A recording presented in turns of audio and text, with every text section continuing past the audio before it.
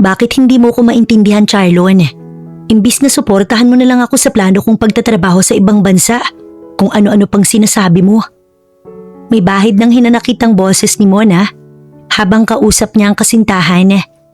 Nauna na siyang magpaalam dito, ngunit parang hindi ito sang-ayon at nagpapahiwatig pa na kung tutuloy siya sa plano niya, maghihiwalay na lang sila. Alam ko naman kasing hindi ikaw may gusto niyan, kundi ang mga magulang mo. Magpapakahirap kang magtrabaho sa ibang bansa. Tapos sila rito, magpapasarap at pasugal-sugal lang. Kailangan ko silang tulungan, Charlon. Ako ang panganay sa amin at may kapatid pa ako nag-aaral ng college. Wala silang ibang maaasahan kundi ako lang. Alam mo naman yan, di ba? Oo, Mona, alam na alam ko. Alam ko na sa pamilya mo lang dinededicate ang oras at pera mo. Kaya nga halos wala ka ng time sa akin. At ang plano nating magpakasal at bumuo ng sariling pamilya, nanatili pa ring drawing hanggang ngayon. Hanggang ngayon ba? Hindi mo pa rin maintindihan ang sitwasyon ko, Charlon? 5 taon na tayo magkasintahan at konting panahon na lang ang hinihiling ko sa'yo. Mapagtapos ko lang ng pag-aaral ang kapatid ko. 5 taon na nga tayo, Mona. 5 taon na rin puro pag-iintindi ang ginagawa ko sa'yo at sa sitwasyon mo. Ganon katagal na rin ako naghihintay na mag-fully commit ka sa akin at tuparin ang mga sarili nating pangarap. Minsan nga, naiisip ko na baka umaasa lang ako. Baka ginagawa mo lang akong sandalan ngayon at pagdating ng panahon, kapag nagawa mo ng mga gusto mong gawin, basta mo na lang akong bibitawan. Ano? Paano mo nagagawang magsalita ng ganyan, Charlon? Ganon na ba kababa ang tingin mo sa akin? Wala ka bang tiwala sa akin? Hindi ko na rin alam, Mona. Ano ba talagang gusto mo kung ganon? Magkalinawan na nga tayo ngayon pa lang. Hindi yung kung kailang nasa ibang bansa na ako, tsaka mo ko aawayin at ipoprovoke na makipaghiwalay sa'yo. So itutuloy mo talagang pag-abroad mo? Itutuloy ko dahil kailangan, Charlon. Bukod sa pagpapaaral sa kapatid ko, may mga utang din si Itay na kailangan naming bayaran. Kung ganon, sila ang pinipili mo kaysa sa akin. Bakit kasi kailangan ko pang mamili? Mahal kita at alam mo yan. Pero hindi ko rin pwedeng talikuran ng pamilya ko. Kailangan pa nila ako. Kaya nga binibigyan kita ng pagkakataon ngayong piliin sila. Pero kailangan ko makipaghiwalay sa'yo, ganun ba? Sige, kung yan ang gusto mo, mag-break na tayo ngayon din. Hindi niya na napigilan ng sarili at nagbitaw na ng mga salitang ganun. Napipiko na rin siya at feeling niya. Kahit anong paliwanag ang gawin niya, hindi siya nito maiintindihan.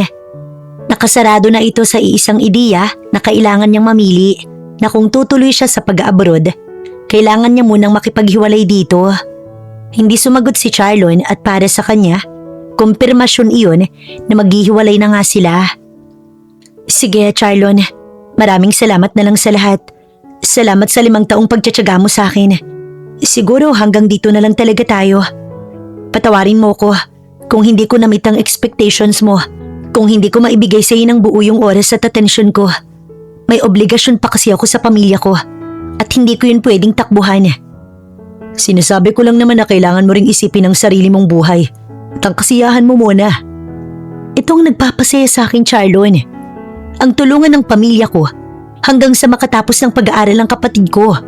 At mabayaran ang mga utang ni Itay.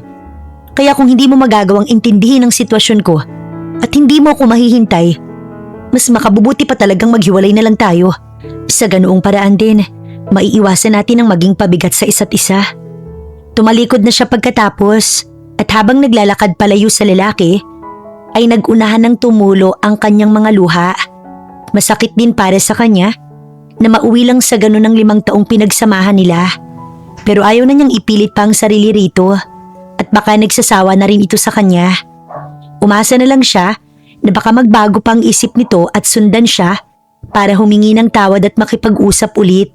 Ngunit hindi nito ginawa at nang lingunin niya ito, nakita niyang nakasakay na ito sa motorsiklo. Nakasuot na rin ito ng helmet at nang paandarin na yon ay hindi man lang siya pinansin. Nilagpasan lang siya nito na parang hindi siya kilala. Huwag ka nang malungkot, Ate Mona. Nandito naman kaming pamilya mo. Hindi ka namin iiwan. Lalo na ako. Lagi kitang sasamahan sa bawat laban mo. Pangako yan. Pagkatapos ng pakikipaghiwalay kay Charlon, ay hindi naman nagkulang ang kapatid niya na si Haria sa pag-comfort sa kanya. Lagi siyang nitong sinasamahan kahit sa pag-aasikaso ng mga papeles niya sa pag-abroad habang wala pa itong pasok. O sige, sumama ka sa akin hanggang sa Australia. Ate naman seryoso ko nagsasalita rito tapos sasagutin mo ko ng pabiro. Puro na lang kasi tayo drama. Magtawanan naman tayo at pagod na akong umiyak, no? Tama ka, Ate Mona. Huwag mo nang iyakan si Kuya Charlon. Hindi niya deserve ang mga luha mo. Hindi siya marunong maghintay Hay nako. Huwag na nga natin siyang pag-usapan. Tayo na sa loob at na makapila na ako para makuha ko na yung passport ko. Papasok na sana ang magkapatid sa mall nang biglang makaramdam ng pagkahilo si Mona. Feeling niya ay nasusuka siya. Kaya naupo muna siya sa bench na naroon habang inaalalayan ni Haria. Okay ka lang ba, ate? Biglang sumama ang pakiramdam ko Nahilo ko't parang nasusuka. Kaya mo ba, ate? Gusto mo, umuwi na muna tayo o kaya dumaan tayo sa klinik para makapagpa-check up ka. Hindi pwede. Kailangan makuha ko yung passport ngayon. Marereschedule ako kapag hindi ko kinuha ngayon.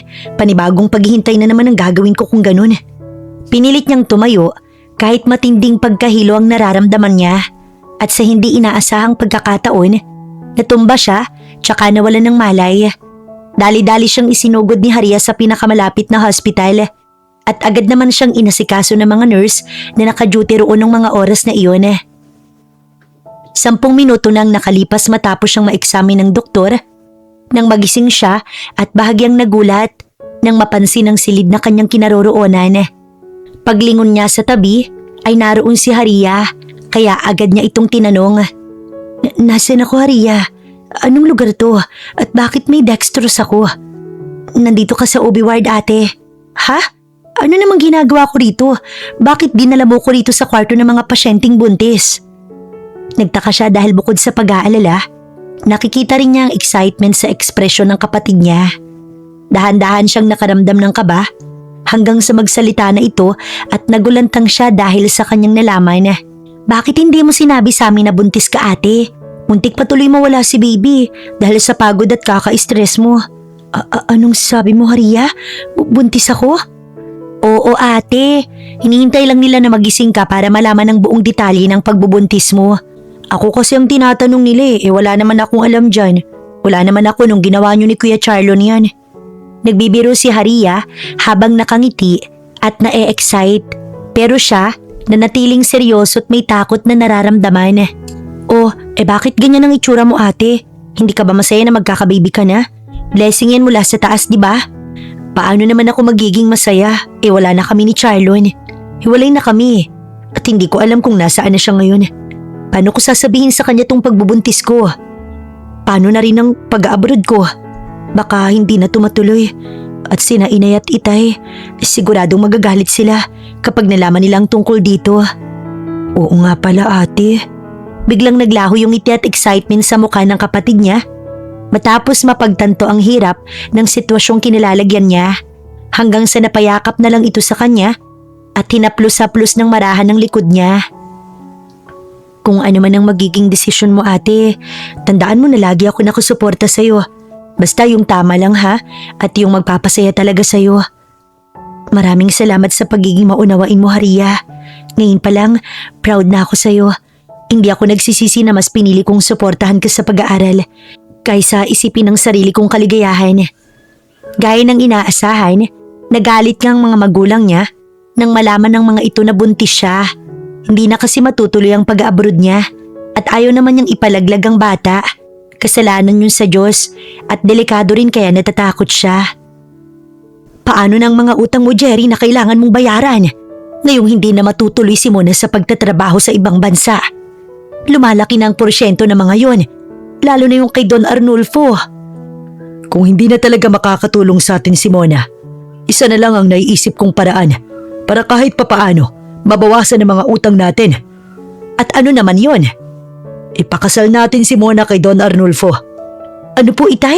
Ipapakasal niyo ako sa isang matandang pinagkakautangan ninyo? Ano naman ang problema roon, Mona? Mayaman si Don Arnulfo at maibibigay niya ang lahat sa'yo.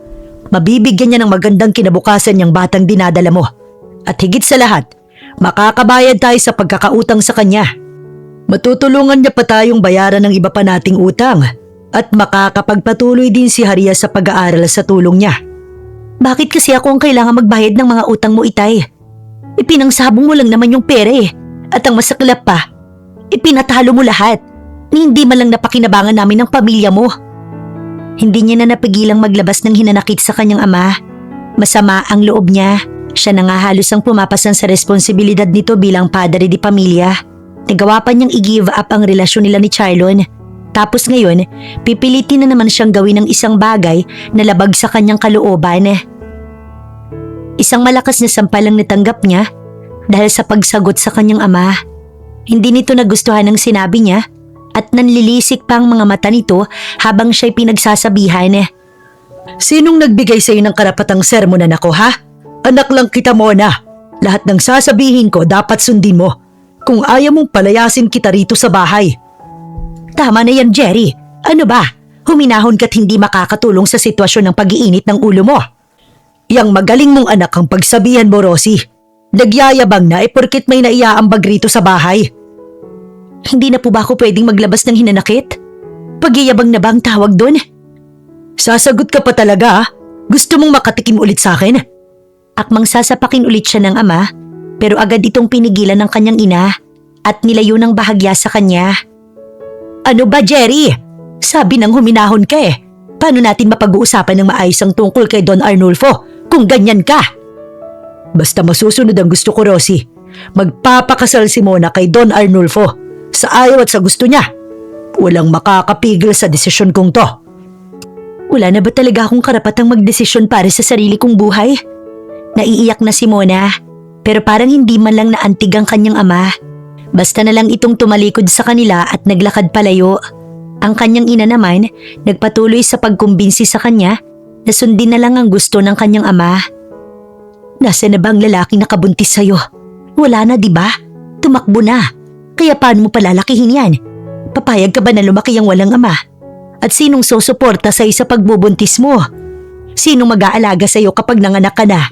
Alangan namang iasa mo sa amin lahat yan. Nagkukumahog na nga kami ng Itay mo sa paghahanap ng pera. Sinubukan niyang kontakin si Charlo nung una, pero nabigo siya. Wala na rin ito sa dating tinitirhan at hindi niya alam kung saan nagpunta. Kaya ang ending, pumayag na lang siya sa gusto ng mga magulang kahit labag sa kanyang kalooban. Isang oras bago ang kasal nila ni Don Arnulfo, naisipan pa niyang umatras o kaya ay tumakas. Pero bantay sarado siya ng mga magulang. Paulit-ulit na pinapaalala ng mga ito ang kabutihang idudulot ng gagawin niya sa kanya at sa anak niya, pati na rin sa kanyang pamilya. Basta ang isipin mo, anak, mababayaran natin ang mga utang natin kapag pinakasalan mo si Don Arnulfo. Ito na lang ang opsyon natin dahil hindi ka na matutuloy sa pag-abroad, gawa ng buntis ka. At ang pinaka-importante, maisisilang mo ang batang dinadala mo na may kikilalaning ama. Huwag ka nang umasa na babalik pa si Charlon. Kinalimutan ka na nun. Bakit hindi mo pa ba kinakalimutan ng lalaking yun, Mona? Tinakbuhan ka na nga matapos kang buntisin. Tapos aasa ka pa rin sa walang kwentang Charlon na yon. Hindi na lang siya sumagot at hinayaan nilang magsalita ang kanyang mga magulang hanggang sa natigilan na lang bigla ang mga ito at umakto na parang hindi siya sinisermonan. Yun pala ay dahil nasa likuran na nila si Don Arnulfo. Hindi niya alam kung narinig nito ang kanilang pag-uusap. Basta nang mapatingin ito sa kanya, parang nakaramdam ito ng awa. Don Arnulfo, kanina ka pa ba riyan? Hindi naman, Rosie. Actually, itatanong ko lang kung okay kayo rito. Mukhang may problema kasi. Wala, Don Arnulfo. Walang problema dito. Medyo kinakabahan lang itong si Mona, kaya kinakausap namin. Sigurado ba kayo?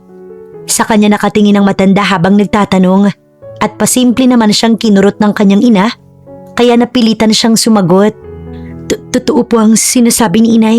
Wala naman pong problema. O sige, basta kapag may problema, magsabi ka lang sa akin, ha? Tumango na lang siya bilang sagot sa matanda. At hindi nagtagal ay nagsimula ng seremonya ng kasal. Wala na talaga siyang nagawa hanggang sa natapos at isinama na siya ni Don Arnulfo sa malawak nitong hasyenda at malaking mansyon. Hindi ka ba masaya sa ginawa mong desisyon, Iha? Kanina ko pa napapansin na wala ka sa sarili.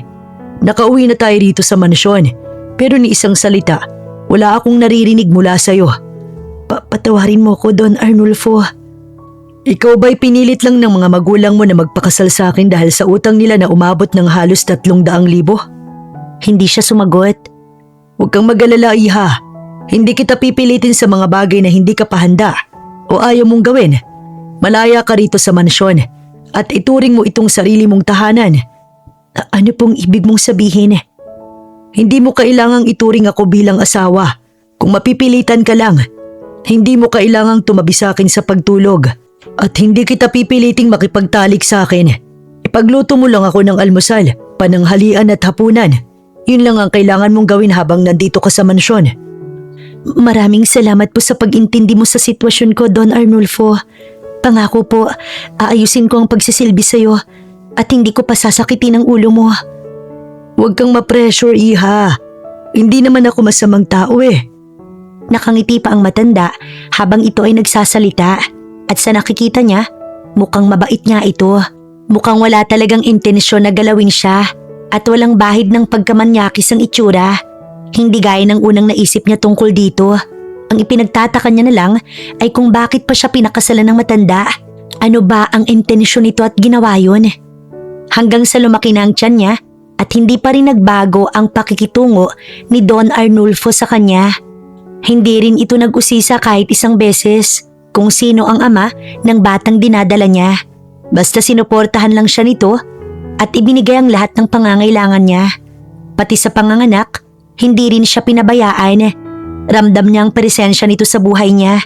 Pero hindi bilang asawa, kundi bilang isang ama na kahit kailan, hindi niya naramdaman sa kanyang mga magulang.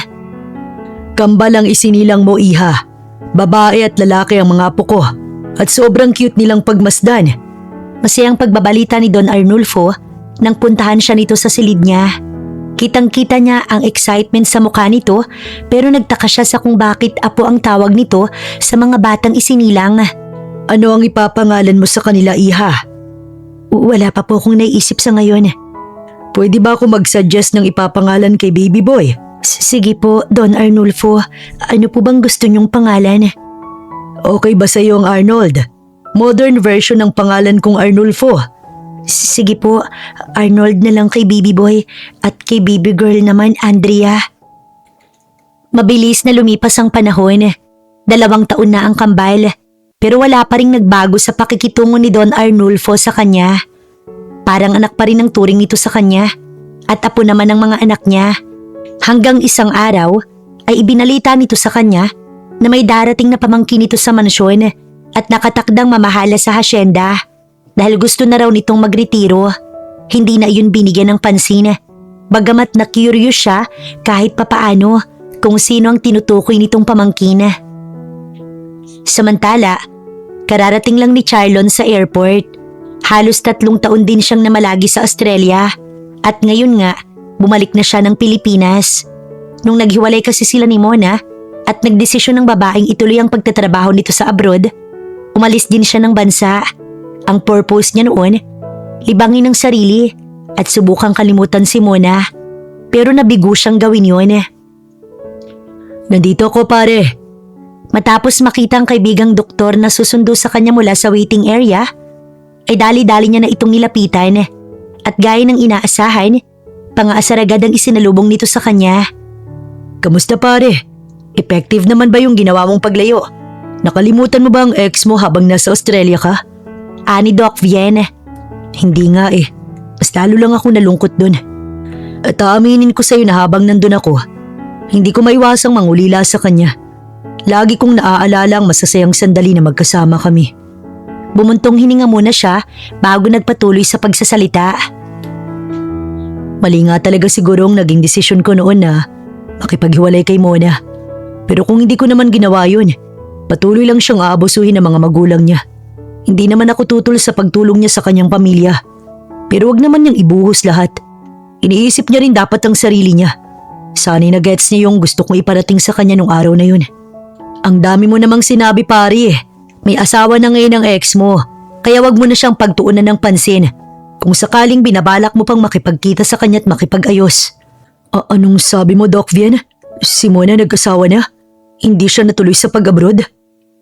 Nagulat siya sa ibinalita ng kanyang kaibigan. Pakiramdam niya, biglang gumuho ang kanyang mundo. Hanggang ngayon kasi, may nararamdaman pa siya para kay Mona at umaasang magkakaayos pa sila balang araw. Siguro, 1 buwan nang nakalipas noon mula nang umalis ka ng Pilipinas nang mabalitaan ko na magpakasal siya sa isang matandang mayaman. Hindi ko na inalam kung sino yun at wala na rin naman kayong koneksyon. At saka mukhang sinadya rin nilang wag ipaalam ang selebrasyong yun. Secret wedding kumbaga. Nagawa niya yun? Ganun na ba siya kadesperada? Ayokong manghusga pare, pero sa tingin ko, pinilit lang siya ng mga magulang niyang gawin yun. Muli siyang natigilan at napagtanto na kung hindi siya nagdesisyong makipaghiwalay kay Mona, baka hindi ito napilitang magpakasal sa isang matandang mayaman. Mag-move on ka na lang pare. Huwag mo na siyang isipin. Marami pang ibang babae na pwede mong paglaanan ng atensyon. O kaya, mag-focus ka na lang sa sarili mong buhay. Tama ka pare. Matagal na rin naman kaming hiwalay. At saka umuwi ako rito para pamahalaan ng malaking hasyenda ng tito ko. Siguradong mag-e-enjoy akong gawin yun at tuluyan na siya makakalimutan.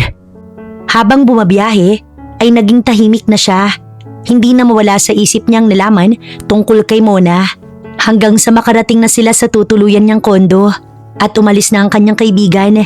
Pero iyon pa rin ang laman ng kanyang isip. Napukaw lang ang kamalayan niya nang mag-ring ang kanyang cellphone at nang makita ngang tiyuhin niyang tumatawag, agad niya iyong sinagot. Tito Arnulfo, pasensya na po kung ngayon lang kita nasagot. Kararating ko lang kasi.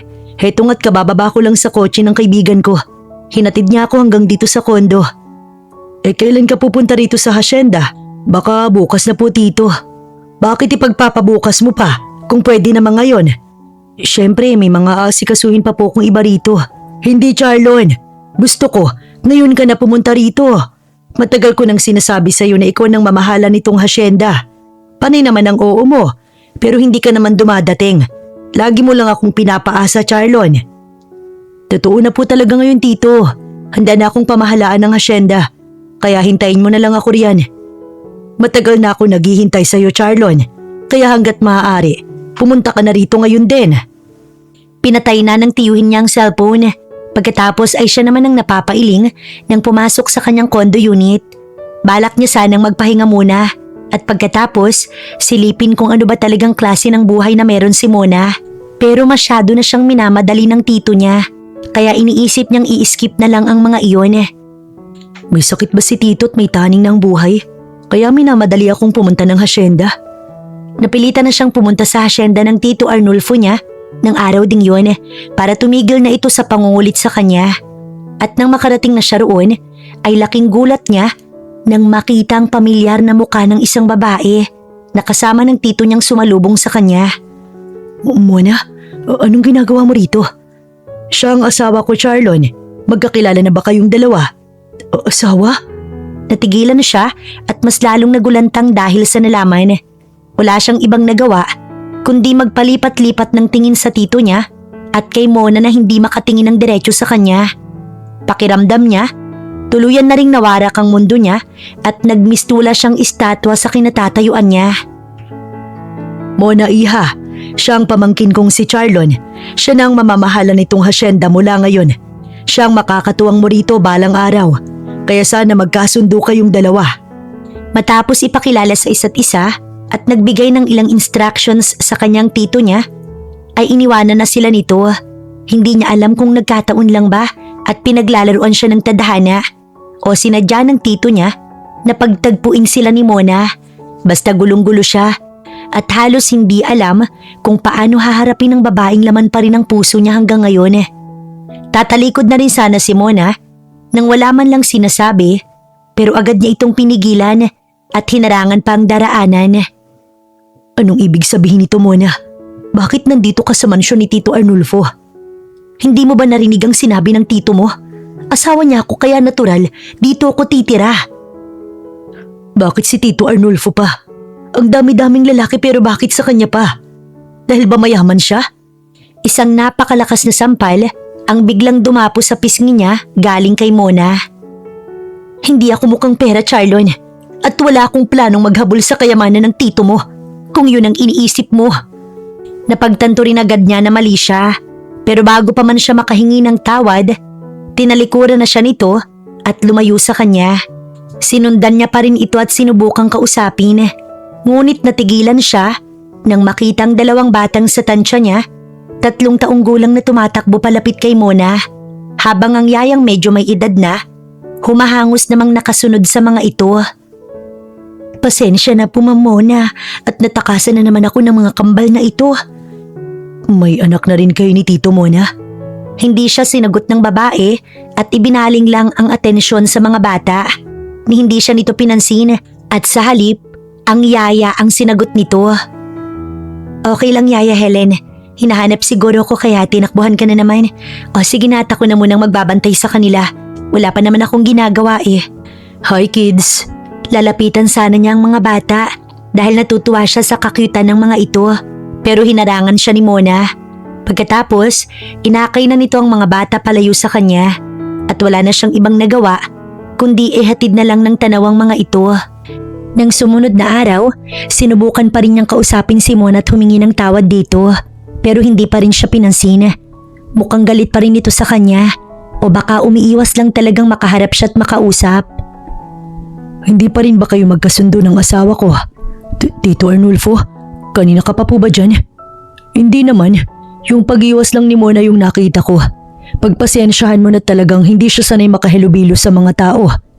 Kaya nga hindi ko mapagkatiwala sa kanyang pagpapalakad dito sa hasyenda. At ikaw ang pinili ko. Pwede po ba ako magtanong tito? Sige lang Charlon. Bago mo pinakasalan si Mona, hindi mo ba inalam muna kung anong background niya? Hindi mahalaga sa akin kung anong kinatatayuan niya sa buhay iho. Basta nakikita ko ang kabutihan niya at alam kong mapagkakatiwalaan siya. Ang ibig kong sabihin tito ay kung inalam mo muna ang totoo niyang nararamdaman, kung may iba ba siyang minamahal o kung sino ang mga nakarelasyon niya dati. Sa pagkakaalam ko'y wala naman. Bakit ikaw? May alam ka ba tungkol sa nakaraan niya na hindi ko alam? Gaano mo ba siya kakilala para malaman ang ibang detalye sa personal niyang buhay? Natigilan siya at piniling wag na lang sabihin ang tungkol sa nakaraan nila ni Mona. Naisip niya na baka magkagulo lang at siyang maging dahilan ng pag-away-away nilang 3 roon sa mansyon. Ang totoo po tito, kilala ko lang po siya sa pangalan. Wala rin ako alam sa personal niyang buhay. Kaya lang naman ako nagtanong dahil nag-alala ko na baka may lihim siyang itinatago sa inyo. Na baka sa huli, lokohin ka lang niya at biglang iwanan. O kaya'y may lihim siyang agenda at kayamanan mo lang ang habol niya. Huwag kang mag-alala Charlon. Hindi masamang tao si Mona. At kung totoong kayamanan lang ang habol niya sa akin, hindi rin ako manghihinayang na ibigay yun sa kanya. Dahil deserve niya yun. Nung una pa lang, napatunayan niya na sa akin na mapagkakatiwalaan siyang tao at hindi niya ako tatraydorin. Nagdulot ng kakaibang kirot sa puso niya ang mga sinabi ng kanyang tito. Mukhang napamahal na ito kay Mona. Kaya wala na talagang pag-asang magbalikan pa sila ng babae. Bukod pa roon, kasal na ang mga ito at iyon ang pinakamalaking hadlang sa nararamdaman niya. Sa mga sumunod na araw, sinubukan pa rin kausapin ni Charlon si Mona pero patuloy din itong umiiwas sa kanya. Wala naman siyang balak na manggulo sa relasyon ng mga ito. Ang gusto lang niya, magkausap sila ng seryoso at maayos ang hindi pagkakaunawaan nilang dalawa. Pero parang ayaw siyang bigyan ng pagkakataon ng babae, kaya sa anak nitong kambal na lang siya bumabawi at nakikipaglaro. Ngunit kapag nakikita siya ni Mona na lumalapit sa mga bata, ay pinagsasabihan siya at inilalayo ang mga ito sa kanya. Gayunpaman, pasimple pa rin siyang gumawa ng paraan para makalapit sa kambal at makipaglaro. Kakaibang tuwa kasi ang nararamdaman niya kapag nakakasama ang mga ito. Hi kids! Laro tayo, gusto nyo? Naku, Sir Charlon, sigurado ako na pagagalitan na naman kay ni Ma'am Mona kapag nakita niyang nakikipaglaro ka sa mga bata. Huwag kang mag-alala, Yaya Helen. Wala naman si Mona eh.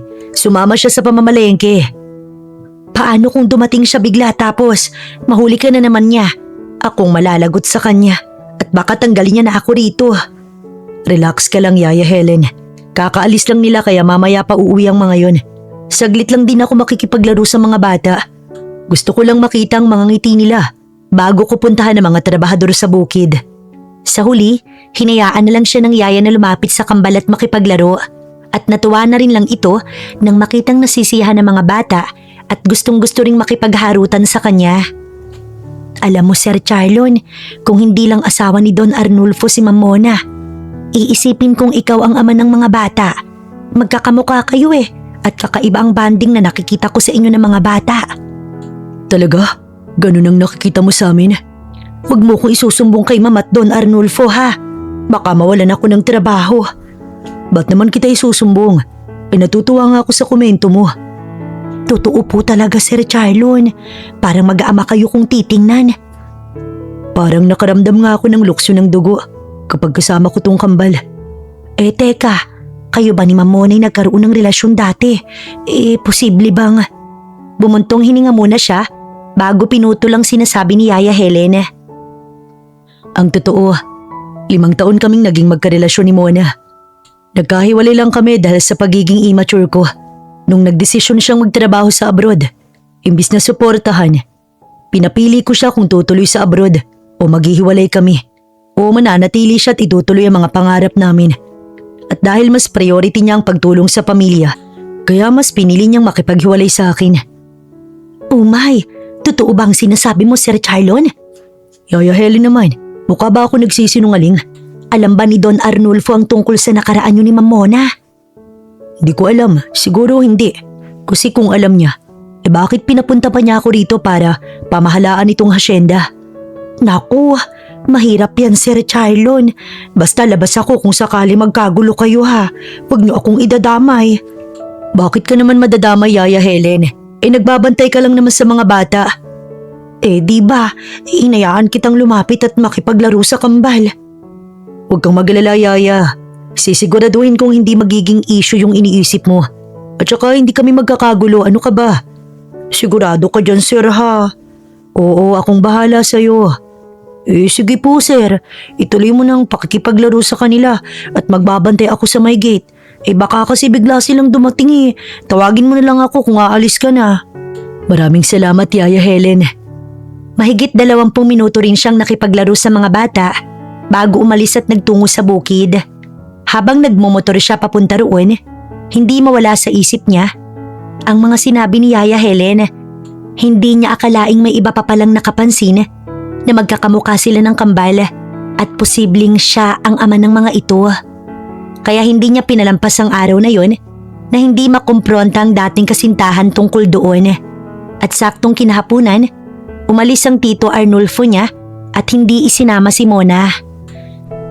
Ano na naman bang kailangan mo Charlon? Hindi ka ba talaga titigil sa paglapit sa akin at sa mga anak ko? Hihintayin mo pa bang mahuli tayo ng tito mo at malaman niyang tungkol sa nakaraan natin?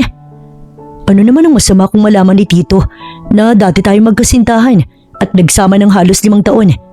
Sa tingin ko, hindi naman big deal yun unless may iba ka pang tinatago sa kanya.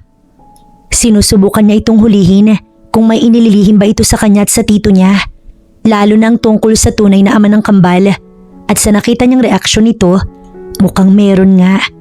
Natigilan kasi ito pero agad ding bumawi at nagkunwaring alam sa gusto niyang iparating. Wala akong itinatago sa asawa ko Charlon. At kung meron man, wala ka nang pakialam doon. Sigurado ka?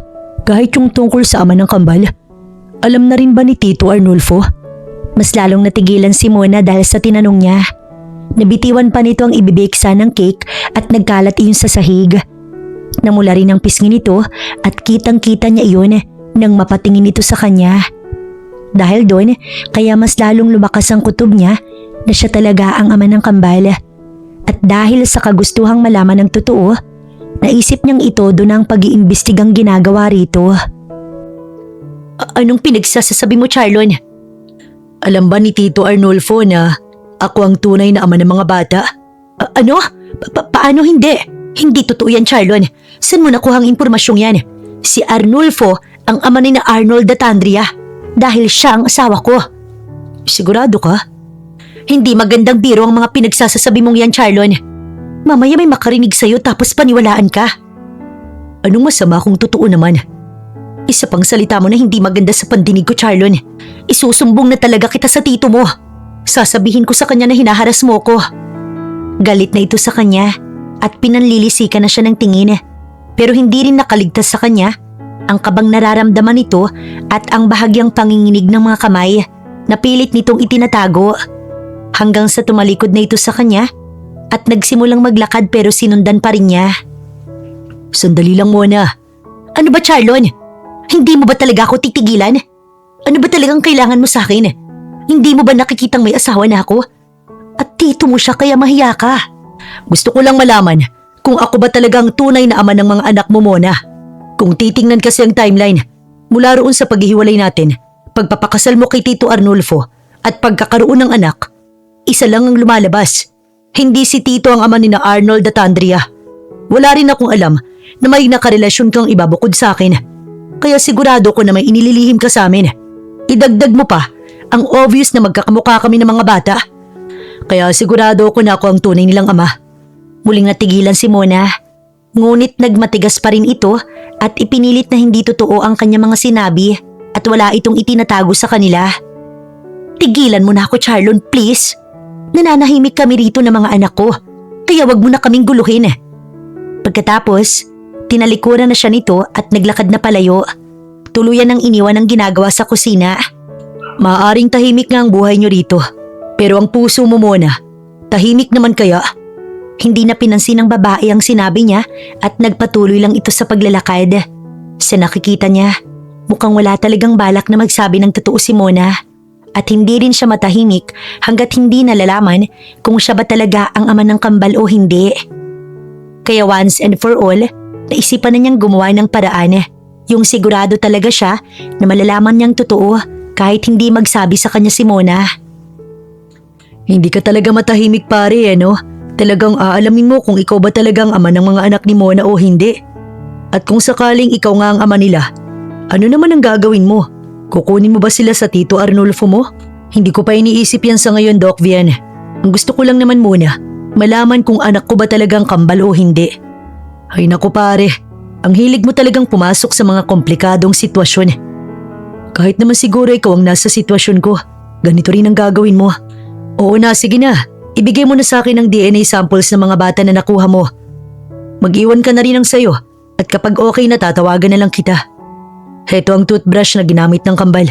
May nakuha rin akong buhok nila para sigurado. Pinaghiwalay ko't nilagyan ng pangalan ng envelope. Yung buhok dapat may kasamang ugat yon. Hindi po pwedeng putol. Meron yun. Sinunod ko yung instructions mo eh. Okay, goods niyan. Hintayin mo na lang ang tawag ko after 1 week. Salamat paring Bien. O siya, sige na. Update mo na rin lang ako ng mga kaganapan sa mansyon ng tito mo. Mas maganda pang mag-abang dyan kaysa sa mga teleserye sa TV na pare-pareho lang naman ang plot twist. May halong pagbibirong sabi ng kaibigan niyang doktor, pero hindi niya ito pinatulan at nanatili lang siyang seryoso. Sa mga araw na lumipas, ay hindi na muna siya lumapit at nangulit sa mga bata, lalo na kay Mona. Gusto niya munang malaman ang resulta. Kung positive na siya ang ama ng kambal, ay tsaka niya itutuloy ang paglapit sa mga ito. Kung negative naman at hindi talaga siya ang ama, baka itigil niya na ang tuluyang pangungulit sa mga ito at isuko na rin ang nararamdaman niya para kay Mona. Pagkatapos ng 10 araw na paghihintay, nakatanggap na siya ng tawag mula sa kaibigang doktor. Sinagot niya agad yun at inalam kung nag-match ba ang DNA niya at ng mga bata. Sinend ko na sa email mo ang resulta, pare. Ikaw na lang ang tumingin para suspense. O sige. Dali-dali niyang ibinaba ang cellphone at pinaghalong kabat excitement ang naramdaman habang binubuksan ang dokumentong ipinasa sa kanya ng kaibigan. This is it. Palalaman ko na kung ano ba talagang totoong ugnayan namin ng kambal. Hanggang sa nabasa na niya ang linya na nagsasabi ng probability of paternity na 99.99%. Ibig sabihin, siya talaga ang ama ng mga anak ni Mona. Ako ang... Hindi niya na natapos ang sinasabi at dali-dali siyang tumayo. Hinanap niya ang kambal at nang makita sa garden, agad niyang nilapitan. Niyakap niya at pinaghahalikan sa pisngi. Hindi niya na inalam kung nandoon ba si Mona o wala. O kahit ang kanyang Tito Arnulfo. Basta nasasabik na siyang mahagkan at mayakap ang mga anak niya na matagal niyang pinangarap noon pa. Si Mona lang naman kasi ang ayaw pang magkaanak noon. dahil kailangan pa raw tumulong sa mga magulang. Sabi ko na nga ba't mga anak ko kayo? Matinding lukso ng dugo ang nararamdaman ko kapag nagkakasama tayo't naglalaro. Hindi ako nagkamali mga anak. Habang niyayakap niya't hinahalikan ng dalawang bata, wala naman siyang natanggap na reklamo mula sa mga ito. Medyo nagtaka lang sa biglaan niyang ginawa. Maging si Yaya Helen ay nagulat din sa ginawa niya. Pero hindi niya ito pinansin at itinuon lang ang atensyon sa kambal. Sir Charlon, ano pong ginagawa mo sa mga bata? Bakit? Alam ko na ang totoo, Yaya Helen. Ako nga talagang ama ni na Arnold at Andrea. Kumuha ko ng DNA samples nila, yung mga toothbrush nila. Kinuha ko't pinatest kung magmamatch ba sa akin. And guess what? 99.99% ang lumabas na probability of paternity. Ibig sabihin, ako ang totoong ama ng mga bata. Ano? Totoo ba ang... Oo, Yaya Helen. Totoo ang sinasabi ko. Samantala, nagdidilig si Mona ng mga halaman niyang namumulaklak nang makita ang nagmamadaling si Charlon. Walang pag-aalinlangan itong lumapit sa kambal niyang anak at niyakap na para bang matagal na hindi nagkita ang mga ito at na-miss ng sobra ang mga bata. Hindi niya alam kung anong nasa isip nito at bigla namang lumapit ng ganun sa mga bata. Akala niya'y natauhan na ito't sumuko na dahil mahigit 1 linggo nang hindi pinapansin silang mag-iina. Pero ngayon, bigla na namang umasta na parang alam nito ang buong katotohanan. Anong ginagawa mo sa mga anak ko, Charlon? Hindi mo ba nakikita na nasasaktan na sila dahil sa higpit ng yakap mo? Hindi naman, Mona. Sakto lang naman na hindi sila masasaktan. Ano na naman ba kasing kailangan mo? Nandito sa mansyon ng Tito Arnulfo mo. Siguradong magagalit yun kapag nakita kanyang... Alam ko ng totoo, Mona, na ako ang tunay na ama ni na Arnold at Andrea. Kaya hindi mo na ako mapipigilan pang lumapit sa kanila at makipaglaro. Handa rin akong sabihin kay Tito Arnulfo ang tungkol dito kung kinakailangan. Kaya wag mo na akong takutin. Anong sabi mo? Ipina-DNA test ko sila at lumabas sa resulta na ako talaga ang ama nila. Tuluyan na siyang natigilan at hindi nakasagot.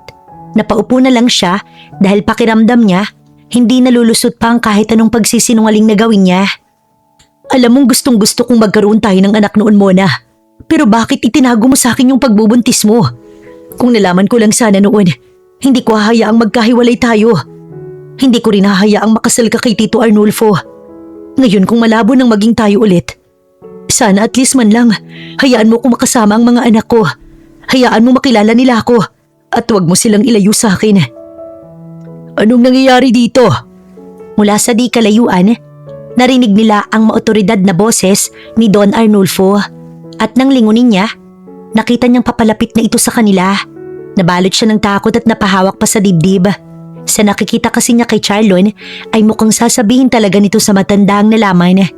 Parang wala itong pakailam sa maaaring mangyari pagkatapos na baka magalit ang tito nito at magkagulo sila roon at sa huli ay mapalayas pa sila. Ipasok mo na po muna ang kambal sa loob, Yaya Helen. Medyo pabulong na sabi niya sa yaya ng dalawang bata at nang sundin siya nito, binalingan na ulit niya ang matanda. Don Arnulfo, patawarin mo po ako kung... Ikaw ang tinatanong ko, Charlon. Anong nangyayari rito? Anong ginagawa mo kay Mona at sa kambal? Hinaharas mo ba sila? Patawarin mo ko, Tito Arnulfo. Pero nalaman ko ngayon lang, mula sa resulta ng DNA test, na ako ang tunay na ama ni na Arnold at Andrea. Wala naman po akong balak na guluhin ang pagsasama ninyo ni Mona. Ang sa akin lang sana, hayaan niyo kung... Tama na, Charlon, ano ba? Halos sumigaw na siya para lang mapatigil si Charlon. Pumagitna pa siya sa magtito para maputol ang momentum at sa kanya maibaling ng matanda ang atensyon. Kung may mga bagay man na hindi alam si Don Arnulfo, hayaan mong ako na lang ang magsabi sa kanya. Huwag mong alisin sa akin ang karapatang sabihin sa kanya ang isang lihim na matagal ko nang itinatago sa kanya. Matapos pagsabihan si Charlon, ay si Don Arnulfo naman ang hinarap niya at hindi pa man siya nagsisimulang magsalita, naguunahan ng bumagsak ang kanyang mga luha. Ngunit nakakapagtakang parang wala man lang nararamdamang galit ang matanda sa kanya. Parang hindi naman big deal dito na naglihim siya at hindi sinabi ang tungkol sa kanila ni Charlon. Patawarin mo ko, Don Arnulfo, kung hindi ko sinabi sa iyo ang tungkol sa nakaraan namin ni Charlon.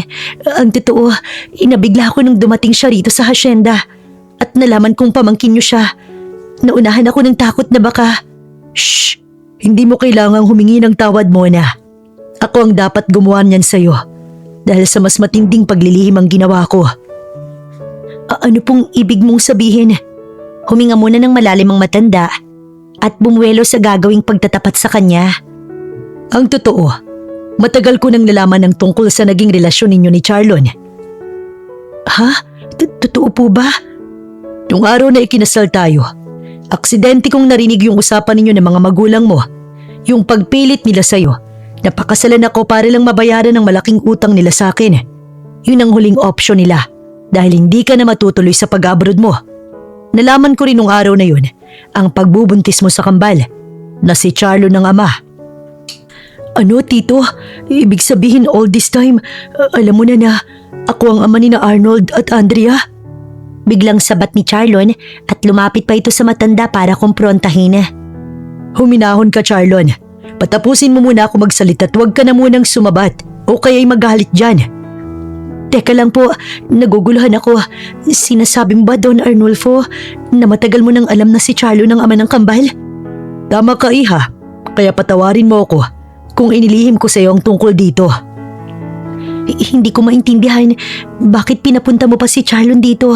Gayong alam mo naman ang tungkol sa nakaraan namin at siya ang ama ng kambal. Hindi mo ba naisip na hahantong tayo sa ganito? Actually, matagal ko na siyang pinapapunta rito. Pagkapanganak mo pa lang, tinawagan ko na siya at inalok ng pamahalaan ng pagpapalakad ng hasyenda. Ayaw niya nung una pero kinulit ko pa rin siya ng mga sumunod na buwan. Hanggang sa pumayag na't sinabing pupunta na lang daw pero hindi naman dumadating. Heto nga't paglipas ng 2 taon, tsaka lang siya pumunta rito. Bakit nga po, Tito Arnulfo? Anong dahilan at ginagawa mo to? May galit ka ba sa akin? Gusto mo bang ipamukha sa akin ang pagkakamaling nagawa ko nung pinakawalan ko si Mona? Ganon din ang mga tanong na gusto niyang bitawan. Pero naunahan na siya ni Charlon, kaya ang ginawa niya, hinintay na lang kung ano ang isasagot ng matanda. Wala akong galit na nararamdaman sa iyo, Charlon. Gusto ko nga maging masaya ka kaya pinapunta kita rito. Anong ibig nung sabihin, Tito? Puno ng pagtatakang tanong ni Charlon habang nakatitig ng diretso sa tiyuhin. Maging siya'y nagtataka rin at hindi maintindihan kung ano talaga ang nasa isip ni Don Arnulfo. Ang gusto ko talaga, pagtagpuin kayong dalawa kaya kita pinapunta rito. Gusto kong tingnan kung may nararamdaman pa ba kayo sa isa't isa at kung meron, susubukan ko kayong pag-ayusin. Totoo ba yung mga sinasabi mo, Tito? Lalo ko naguguluhan, Don Arnulfo. Ano ba talagang gusto mong mangyari? Pagkatapos magtanong ni Charlon sa tiyuhin, agad din niya iyong sinundan ng tanong din. O sige, para mas maintindihan ninyo, ang gusto ko talaga, magkabalikan kayo't magsama bilang isang buo at masayang pamilya, kasama ang mga bata. Talaga, Tito? All this time, ganun ang iniisip mo? Pero paano yun? Di ba ikinasal na kayo ni Mona? Mag-asawa na kayo. Kaya paano kami makakapamuhay ng masaya at buo ang pamilya? Yung kasal, walang bisa yun. May binayaran akong tao para wag ituloy ang pagproseso ng marriage license namin ni Mona. Kaya walang record sa PSA na magsasabing kasal kami. Ginawa mo yun, Don Arnulfo? Oo, Mona. Alam ko naman kasing napilitan ka lang sundin ng mga magulang mo. Ayoko magdusa ka habang buhay. Gusto ko, maging masaya ka dahil deserve mo yun. Halos hindi na siya makapagsalita at ang mga luha niya naguunahan ng pumatak dahil sa mga naririnig mula sa matandang akala niya legal niyang asawa. Nung una pa lang, nakita ko na ang kabutihan ng iyong puso, Mona. Kaya imbis na samantalahin ang offer sa akin ng mga magulang mo na ipakasal ka sa akin, ginawa ko na lang yun isang way para tulungan ka at sagipin sa pangungontrol na ginagawa nila sa'yo. Tuluyan na siyang napahagulgol ng iyak at napayakap pa sa matanda. Maraming salamat sa lahat ng kabutihang ipinakita mo sa akin, Don Arnulfo. Pasensya na rin kung sa loob ng mahabang panahon wala akong alam na ganun pala ang ginawa mo. Huwag kang humingi ng pasensya, Iha. Wala ka namang ginawang kasalanan eh. Hindi mo rin kailangang magpasalamat sa akin. Ginagawa ko to ng bukal sa loob ko. At gaya ng sinabi ko kanina, gusto ko magkabalikan kayo ng pamangkin kong si Charlon. Pero syempre, nasa inyo pa rin ang desisyon. Kaya po ba ang turing mo sa akin ay parang isang anak? At kung tawagin mo sina Andrea at Arnold ay mga apo mo, hindi ka rin nag-take advantage sa akin kahit isang beses. Kahit kailan, hindi mo ko hinawakan sa kahit anong parte ng katawan ko. Ibig sabihin, walang nangyayari sa inyo kahit magkasama kayo rito sa mansyon? Gulat na tanong ni Charlon. Halatang hindi nito inaasahan ang mga narinig at nagpalipat-lipat pa ng tingin sa kanila ni Don Arnulfo. Sasagutin niya sana ito pero naunahan siya ng tito nito na lumapit pa rito at tinapik ng mahina sa balikat. Charlon, alam mo naman di ba na hindi ko ugaling pakialaman na ng hindi ko pag-aari? Hindi na sumagot si Charlon at napatango-tango na lamang. Pagkatapos ay bumaling ito sa kanya at kapansin-pansin ang kakaibang tuwa sa ekspresyon nito. Parang biglang nabuhayan at nagkaroon ng panibagong pag-asa sa buhay. At mukhang nagpapahiwatig ito ng muling pagbubukas ng bagong kabanata sa buhay pag-ibig nilang dalawa. Bagamat aminado siya na may kakaiba rin siyang nararamdaman, ngunit hindi naman ganun kadali yun gaya ng iniisip nito. Kaya inirapan lang niya ito at umiwas ng tingin dito. Malinaw na ba ang lahat sa inyo ngayon? Pwede ko na bang asahan na magkakasundo na kayo? Habang nagtatanong, nagpalipat-lipat din ng tingin si Don Arnulfo sa kanilang dalawa ni Charlon. Hindi siya sumagot at yumuko lang. Hinayaan niyang si Charlon na lang ang magsalita. Makakaasa ka po, Tito Arnulfo. Pero depende pa rin po kay Mona kung tatanggapin niya ulit ako o hindi ganyan ang tamang sagot ng lalaking handang gawin lahat para makuha ulit ang tiwala ng babaeng mahal niya. Natameme si Charlon at hindi na nakasagot. Samantalang siya, pasimpleng napangisi dahil nasupalpal ni Don Arnulfo ang lalaking kinaiinisan niya. Pero aminado siyang espesyal pa rin sa puso niya. Dapat mag-effort ka para makuha mo ulit siya, Charlon. Ligawan mo siya, pasayahin araw-araw at ipakita mo sa kanya kung ano ang totoo mong nararamdaman. Tandaan mo, ikaw ang may kasalanan kaya kayo nagkahiwalay noon. Tama ang lahat ng sinabi mo, Tito Arnulfo. Ganun nga ang gagawin ko. Pwede mo nang simulan ngayon at mukhang mahaba-habang panliligaw ang gagawin mo. Hindi lang sa kanya, kundi pati na rin sa mga bata. Pagkatapos magsalita, bumalik na si Don Arnulfo sa loob ng mansyon at iniwan silang dalawa ni Charlon. Papasok na rin sana siya sa loob para puntahan ng mga anak niya. Nang magsalita ang lalaki at siya'y pigilan. Sandali lang muna, pwede bang mag-usap muna tayo? Kung inaakala mo, magbabago na agad ang ihip ng hangin sa isang iglap lang, nagkakamali ka, Charlon. Matagal na tayo nagkanya-kanya ng buhay at hindi madaling maghilom ang sugat na dulot ng nakaraan. Tinalikuran niya na ito't hindi na rin sumunod pa nang pumasok siya sa loob ng mansyon. Dumiretso siya sa kinaroroonan ni Arnold at Andrea at niyakap ang mga ito tsaka kinarga. Sa pagkakataong yun, wala nang bigat ng pakiramdam sa tuwing yayakapin niya ang mga bata. Dahil sa mga sinabi ni Don Arnulfo, kaya nawala na yung pagka-guilty niya kahit papaano. Alam niya na ngayon kung bakit tinutulungan siya nito at napakabait sa kanya. Pero hindi ibig sabihin, tutuparin na agad niya ang gusto nitong makipagbalikan siya kay Charlon. Panibagong kabanata ng buhay ang bubuksan nila kung sakali. Kaya dapat umpisahan ulit nila sa simula. Nang sumunod na araw, bigla siyang kinabahan nang mapansing wala ang kambal sa mansyon. At nang tanungin niya si Yaya Helen, ay mas lalo pang tumindi ang kabang nararamdaman niya. Kinuha po ni Sir Charlo ng kambal, ma'am. Kakaalis nga lang po nila eh. Ano? Ba't niya kinuha? At saan naman niya dadalhin sina Arnold at Andrea? Ililibot niya lang daw po sa hasyenda. Dapat sumama kay Yaya Helen. Hindi mo dapat ipinagkatiwala sa kanyang mga bata. Paano kung itakas niyang mga anak ko't ilayo sa akin? Hindi naman po siguro, ma'am. Hindi mo masisiguro yan. Hindi ka dapat nagtitiwala ng basta kay Charlon. Hindi natin alam kung anong nasa isip niya. Dahil sa matinding pag-aalala, kaya nagpasya na siyang sundan si Charlon. Bagamat hindi niya alam kung nasaan ito exactly, pero kung kakaalis lang naman ito, baka maabutan pa niya sa labas ng gate ng mansyon. Kaya lang ang problema, hindi naman siya marunong mag-drive ng motorsiklo o kahit anong sasakyan maliban sa bisikleta. Bahala na, ito na lang ang gagamitin ko. Mas mabuti na to kaysa maglakad ako o tumakbo. Wika niya, kasabay ng pagpadyak sa bisikletang ginagamit niyang service doon sa hasyenda. Binilisan niya kahit nagkakandahingal-hingal na siya sa kakapadyak at tagaktak na rin ang kanyang pawis. Hanggang sa matanaw niya ang isang e-trike na malamang ay si Charlo nang nagmamaneho. Hoy! Itigil mo yan! Sigaw niya at mukhang narinig naman siya ng driver kaya huminto ito.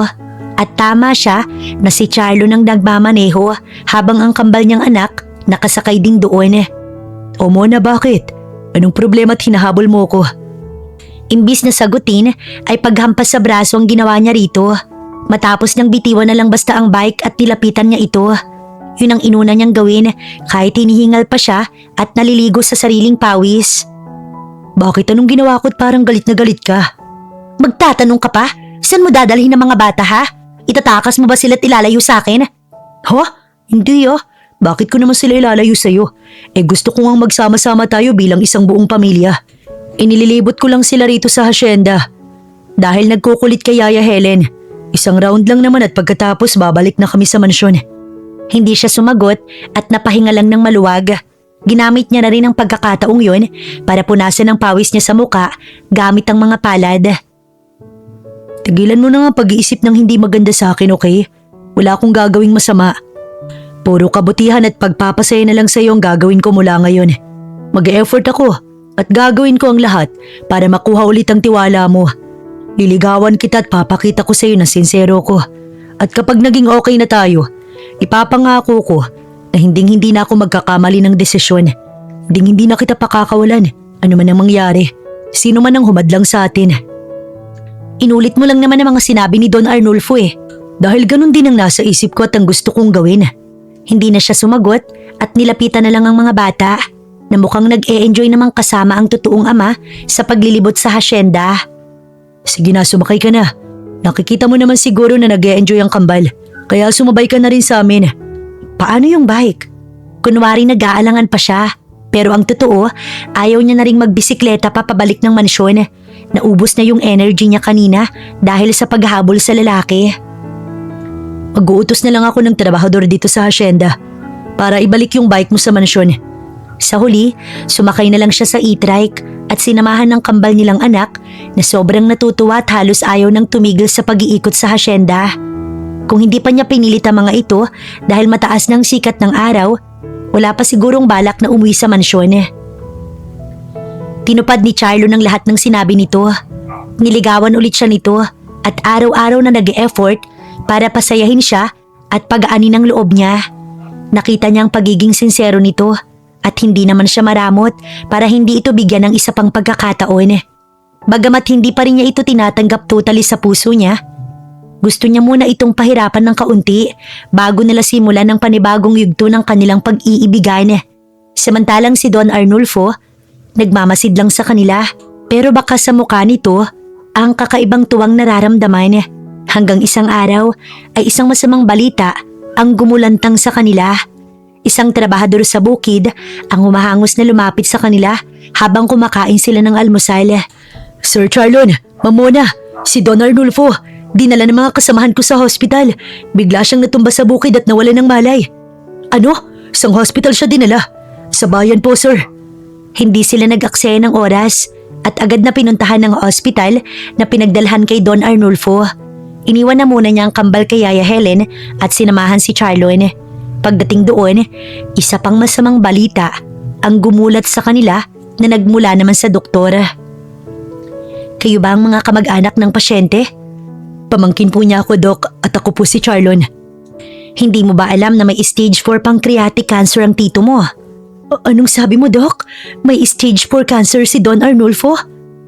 Hindi ko alam na merong ganong kalalang sakit si tito. Mukhang sinadya talaga niyang ilihim sa inyo ang sakit niya. May mga records kasi akong nakita na regular siyang nagpapa-check up at humihingi ng update sa sakit niya. Hindi ko maintindihan bakit kailangan niyang ilihim ang tungkol dito. So ano, Doc? May pag-asa pa bang gumaling si tito? Anong pwede nating gawin? Ikinalulungkot ko. Pero wala nang lunas sa sakit niya. And usually, ay 3 to 6 months na lang ang itatagal kapag ganitong kumalat na sa baga at atay. Ang magagawa na lang natin pag ginhawain ang buhay niya sa mga natitira niyang araw dito sa mundo. Bigla silang pinanghinaan dahil sa deklarasyon ng doktor At nang lapitan nilang natutulog pang si Don Arnulfo, ay halos hindi na mahinto ang luha nila sa pagbuhos. Paglipas ng ilang minuto, nagising na ito at narinig nilang nagsalita. "Huwag niyo akong iyakan. Ano ba kayong dalawa? Buhay pa ako." "Bakit hindi mo sinabi sa amin ang kalagayan mo, Tito Arnulfo? Bakit hinintay mo pang lumala? At kung wala pang nangyari sa bukid, hindi namin malalaman na may iniindak ang sakit." "Mag-aalala lang kasi kayo at kung ano-anong gagawin para subukang pagalingin ang sakit ko kahit imposible na. Sayang lang ang oras kung ganun. Mas gugustuhin ko pang i-enjoy ang natitira kong oras. Kasama kayo at ang mga apo ko. Yung namumuhay pa rin ako ng normal at walang iisiping problema na makakapagpa-stress lang sa akin kaysa manatili ako sa hospital at kung ano-anong gawin sa akin. Pero sa huli kamatayan pa rin ang hantungan. Pero may chance na madagdagan pang natitira mong oras dito. Wag na, Charlon. Okay na ako sa ganito. Matanda na rin naman ako at handa na akong magpaalam sa mundo. Naayos ko na rin ang lahat ng iiwanan ko sa'yo. Kaya wala na kayong poproblemahin pa kung sakaling mamatay na ako bukas o kahit ngayon mismo." "Anong ibig mong sabihin, Tito Arnulfo?" "Naapirmahan ko na ang last will and testament ko. Yung mansyon at hasyenda. Ipamamana ko yun sa inyo ni Mona at sa dalawa kong apo. Ingatan niyo yun at palaguin dahil yun ang alaalang iiwan ko sa inyo at sa mga apo ko." Teka lang, bakit sa amin? "Dahil kayo ang gusto kong pag-iwanan ng mga ari-ari ang naipundar ko. Alam kong mabubuting tao kayo dahil kailanman hindi niyo pinag-interesan ang kayamanan ko. Kaya naniniwala akong mapapangalagaan niyo yun kagaya ng ginawa ko sa loob ng mahabang panahon." "Huwag na po muna nating pag-usapan ng tungkol dyan, Don Arnulfo. Ang kalusugan mo po muna ang unahin natin." "Kailangan na muna dahil paubos na ang oras ko dito sa mundo. Kaya kayong dalawa, huwag niyo na ring patagalin pa ang pag-aayos ng relasyon ninyo. Sana bago man lang ako mamatay, maging okay na kayo para mapanatag na ang isip ko." "Hindi ka pa mamamatay, Tito. Magkakaroon ng himala at haba pa ang buhay mo." "Sana nga, Charlon. Pero hindi na ako umaasa. Masaya na ako na umabot ako sa edad na ganito. Kaya ikaw, pagbutihan mo ang panunuyo kay Mona para maging okay na ulit kayo at mabuo na ang pamilya ninyo." Ang totoo, gusto na rin niyang magpakatotoo at tuluyan ng tanggapin si Charlon sa kanyang puso. Pinatatagalan niya ng kaunti dahil nag-i-enjoy pa siyang kiligin. Dinadama niya ang bawat effort na ginagawa nito at kakaibang tuwa ang dinudulot noon sa kanyang puso. Pero dahil sa sitwasyon ni Don Arnulfo at sa hiniling nito, mukhang kailangan niya nang tapusin ang pagpapahirap kay Charlon at sagutin na ulit ito. Ayaw mag-stay ni Don Arnulfo sa hospital, kaya inuwi rin nila ito sa mansyon. Kumuha na lang sila ng doktor na regular na magche-check up dito. Hindi nagtagal, dumating na rin ang abogado nito at pinag-usapan ng mga ari-ari ang mamanahin nila ni Charlon, ang mansyon at malaking bahagi ng hasyenda. Meron din kasing bahagi ng lupain doon na nakalaan para sa mga tapat nitong trabahador.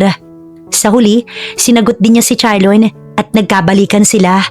Pero sa pagkakataong yun, may kasama na silang dalawang makulit na chikiting. Kaya matatawag na silang isang buong pamilya. Isama pa ang very supportive nilang Tito Arnulfo na umabot pa ng 1.5 taon ng buhay. Nasaksihan pa nito ang pagpapakasal nila ni Charlon at ito rin mismo ang tumulong sa pag-aayos ng kanilang mga papeles. At ngayon nga, 1 taon na ang nakalilipas matapos mamaalam ni Don Arnulfo. Ngunit sa puso't isipan nila, nananatili itong buhay. Lalo na ang kabutihang nagawa nito sa kanya at sa pagsasama nila ni Charlon. At dito na po nagtatapos ang kwento ni Charlon at ni Mona. Sana po nagustuhan ninyo. Muli, ako po si Miss Bibi.